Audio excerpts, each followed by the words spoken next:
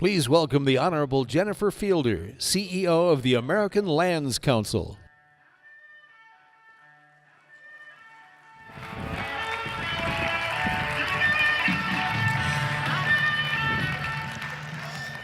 Well, thank you. It is a great honor to be here today, representing the American Lands Council and sharing this important message with you about how we can take better care of our public lands. Because right now, let's get some slides up here. Right now, we have got catastrophic conditions on our federally controlled public lands. Backstage, bring the slides up, please. Get those up in just a moment. We've got these horrible conditions on our public lands, and there's no good reason for it. No, it's not just nature that's doing this. There's actually a bureaucracy that's taking care of our public lands in a way that's causing a lot of neglect. So today, we're going to share this message with you about how we can have better conditions on our public lands. Instead of catastrophic wildfires and polluted water and decimated wildlife, there is a better path forward. My name is Jennifer Fielder. I was elected to serve in the Montana State Senate in 2012. I still serve there today. But today I'm here with you from the American Lands Council, an organization that I am privileged to head up. It's a nationwide organization of elected officials, activists, public land users, resource experts, people who care about our public lands. And these are a few snapshots up here on the screen of where I live. I come from Northwest Montana. It's absolutely beautiful. The people that live there love our public lands. I love our public lands. Our family relies on these lands for our recreation, for our meat. We harvest meat from those lands. We go out and get our firewood from those public lands, and they are just so important to us and to the people of the rural West. We understand and we appreciate our public lands, but we know there's a better way to take care of them. Let's take a look at this map. This is the problem. This is not working. This is a map of the United States, and you see all the red on there? Those are the federally controlled lands in our country. Have you ever seen that map? Over 50% of the western United States, of all land in the western United States, is under control of the federal government, and it is not working. Not only is it not constitutional and not fair to treat these states differently than the other states, but it is definitely not working, and that's why I'm here with you today. For example, here is a picture of a forest. This forest is outside of Helena, Montana, and you can see half of the forest is dead. That is the federally controlled side. The other half of the forest is green. That is the locally controlled side of the forest. And you can see the property line right down the middle dividing those lands. Now, why is there a difference? Is that the climate causing difference on one side of the property line or the other? No, it's not. It's management. State and local management far exceeds the federal management in many, many cases. In fact, in most cases. Here's a typical national forest that's untended. It's dense, it's overgrown, and it's unhealthy. It has not been logged, it has not been thinned, and it is a catastrophic wildfire waiting to happen. And this is a scene from my patio one Sunday afternoon when one of those bits of forest succumbed to some sparks. This happened near a trailhead. This happened near a trailhead on a Sunday afternoon, and within hours we had this huge plume of smoke, and it was spewing deadly toxins into our air and water. And initial attack crews did not get on this fire when it was small and controllable near that trailhead. There was something going on with the bureaucracy that prevented people from getting in there and taking care of that fire when it was controllable, and it ended up turning into a $28 million disaster. These fires, once they get going in these unmanaged lands, destroy everything in sight. This is a chart of the acres burned in just about a 100-year period, and you can see that the chart is just in such a steep incline these last few years, these last few decades. We're seeing millions of acres every year now burned up, go up in smoke, polluting our air. Why are we letting this happen? Why are the environmentalists protecting the status quo? Why aren't they working with us? Don't we all want healthy air, water, and wildlife?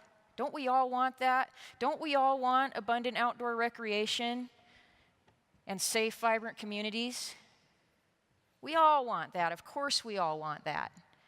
But the hands-off management that we are seeing under federal control of our lands for the last several decades, this massive bureaucracy, and it doesn't matter which administration's in power, the bureaucracy is so massive, they're not able to manage these lands effectively. And there are very good people in these agencies that want to do a good job, but they cannot because of the system that they are in.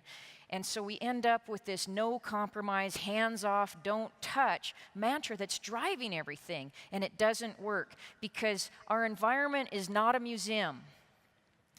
It's a garden. It's a very slow growing garden, but it's a garden and it benefits when we tend to it and take care of it. And we benefit from that as well. Because lack of vegetation management gives us dirty air, polluted water. This is a watershed. After one of these big fires, weeks, months, even a year later, you get this massive erosion because there's no vegetation on the hillsides anymore to hold the moisture. And so when you get a heavy rainfall or a heavy snow melt, you end up with this toxic sludge, all that ash. It washes down into the bottom and it settles in the stream beds and in the bottom of the drainages. And this is what you get with your water after these fires. So it's not just the fire and it's not just the smoke. You get this polluted air, polluted water. You get burned up wildlife. Wildlife is being burned up by the millions out there in these lands. Why aren't the environmentalists coming out and crying about this? Why aren't we seeing pictures of all the burned up wildlife on the news?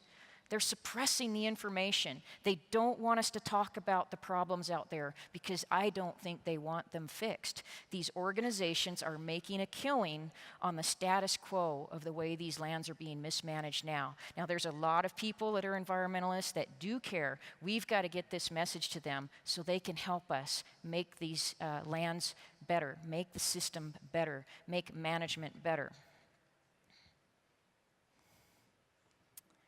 We're also seeing blocked off access. Tens of thousands of miles of access routes have been blocked off in the last few decades. In Montana alone, 25,000 miles of roads have been blocked off in the last 25 years. 1,000 miles a year of our public access roads being blocked off, either gated or completely obliterated so that they're impassable to foot traffic. That is actually the policy in some of these federal land management plans.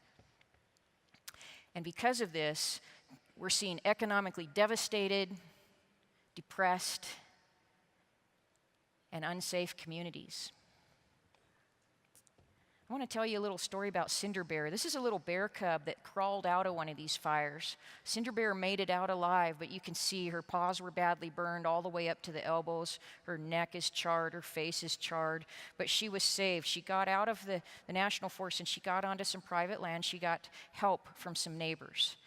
And the authorities were able to take care of her and nurse her back to health. She was saved, she was rehabilitated, and then she was released. But where was she released?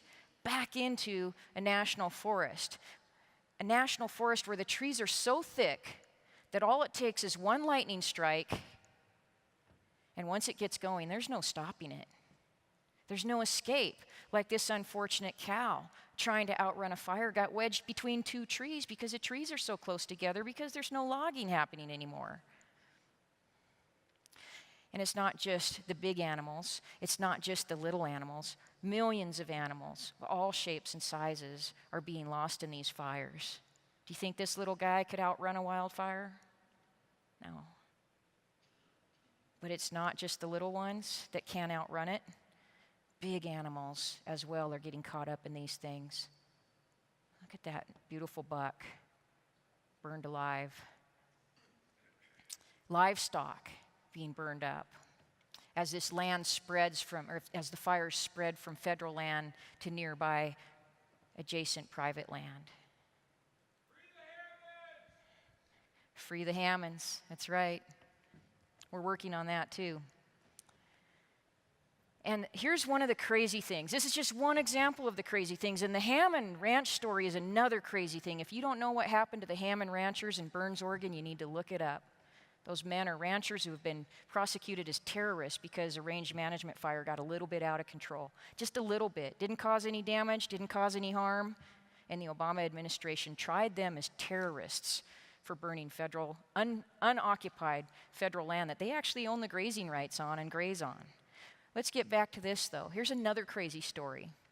The federal government has actually prohibited some of the world's best firefighters from going in and putting out these fires. In Montana, for example, our Department of Natural Resources and Conservation helicopter teams were actually barred from fighting fires on federal land. It made all kinds of headlines. Montana helicopters were sidelined. The governor wrote a letter to the feds and kind of complained about it. It's crazy. The reason they wouldn't let the state helicopters go in and put out these fires when they were small is because the helicopters weren't on their list of approved equipment. That's the kind of stuff that's going on 1,000-fold every day. It's time to transfer federally controlled lands to willing states so that we can have, thank you. Because we can have better access, better health, and better productivity if we manage these things correctly. Because you tend to get better decisions when they're made by people closer to the subject matter. Canada found this out. Canada actually has gone through a process they call devolution. It's incredible. They have transferred full control of all of the federal lands and the environmental regulations to the provincial and territorial governments so that they can make the decisions on the spot. These governments are more nimble, they're more able to react, they're more responsive to the people that live there and the needs of the lands and the needs of the people, and it's working. Canada's already done it. States outperform the feds by about 10-to-1 or better when it comes to economics. If you look at the millions of acres of public land that are already managed by states in the West, we are outperforming the federal government in almost every way. In fact, for every dollar that's spent on active forest management, you can save $17 on wildfire fighting costs, and you can save up to $500 in total damages. For $1, you can save $500 if we just put that $1 into active vegetation management instead of this crazy bureaucracy. Can Congress transfer public lands to the states? Absolutely. 432. The United States Constitution, Article 4, Section 3, Clause 2, grants Congress the power to dispose of, in other words, to transfer, to release the title of the lands, the territory, or other property belonging to the United States. Congress already has this power. In fact, they've done it numerous times. And here's something that we dug up from the 1938 edition of the United States Constitution Annotated. If you haven't seen that, find it. It's an incredible resource. It's a congressional publication. And back in 1938, when Congress published this, they talked about states and new states and admissions. And they wrote this in their United States Constitution Annotated. The right of every new state to exercise all of the powers of government which belong to and may be exercised by the original states must remain unquestioned, except so far as they are temporarily deprived of control over the public lands. When the new states came into admission, the federal government was surveying the lands. They were getting the lands ready to take to market, to transfer, to convey, to grant. And so the states quitclaimed and allowed the federal government to continue that process, but the lands were always intended to be transferred to somebody, whether it was to a rancher, a farmer, homesteader, the states themselves. This has been going on for decades rather slowly, but it's come to a grinding halt here in the last few decades. We're going to talk about constitutional pathways forward in a deep dive workshop this afternoon. I would invite you to come at 3:30 this afternoon in room 505 because there are pathways forward. They are viable, especially with the current administration that we have in Washington, D.C. We are working with the President Trump's administration on transfer of management authority and reforming regulation. What a breath of fresh air it has been to work with this administration. And we'll go deeper into that in the workshop. Utah is getting ready to bring the judicial case, the litigation, to sue the federal government for its constitutional right for statehood equality, so that the federal government will have to follow through and extinguish title to these lands. That's a big case that's coming, so stay tuned for that. We'll give more information about that this afternoon as well. And then finally, the legislative act, allowing Congress to having Congress set up a mechanism that allows the state legislatures to apply for the lands that they want, when they want them. Incremental conveyance of federal lands to willing states. So it doesn't have to be all at once. Let the state legislature identify the lands that are important to them and pick out those lands that they're ready to take and start managing responsibly. We welcome you to come to the workshop this afternoon to learn more. I'd love to go into more detail today. I'd love to answer your questions. The American Lands Council has an exhibit over in the exhibit hall, and we'll have that workshop at 3:30 this afternoon. So we hope to see you there. We do have a free gift for everybody that shows up. My name's Jennifer Fielder with the American Lands Council. If you'd like more information, americanlandscouncil.org. We'd love to have you join our organization. Thank you.